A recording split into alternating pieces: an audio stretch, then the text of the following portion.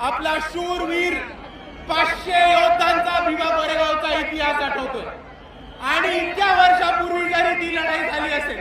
तरी 2025च्या शेवटी 2026 मध्ये जाताना आजही भीमा कोरेगावला लाखोच्या संख्येने भीमानुयायी येतात आणि आपण यांनी हेच दाखवून दिले की भीमा कोरेगावच्या दिवशी ज्या योद्ध्यांनी इकडे पेशवाई माती काढण्याचं काम केलं होतं त्यांना आम्ही विसरलेलो नाही आहोत मित्रांनो। आणि दुसऱ्या बाजूला ज्या 500 शूरवीरांनी इकडच्या व्यवस्थेच्या विरुद्ध, इकडच्या परिस्थितीच्या विरुद्ध आणि इकडच्या पेशवाईच्या विरुद्ध बंद उघडण्याचं काम केलं होतं त्यांना आपण अभिवादन करायला येतो तेव्हा फक्त महाराष्ट्राला नाही तर भारताला नाही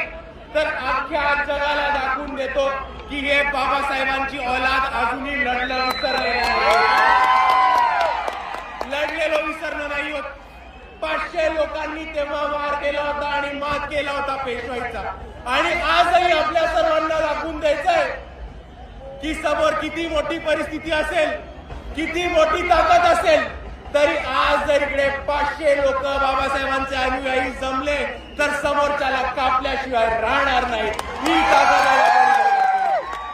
आणि म्हणून मी आपल्या सर्वांना एवढीच विनंती करतो की आज जसं आपण भीमा कोरेगावच्या इथे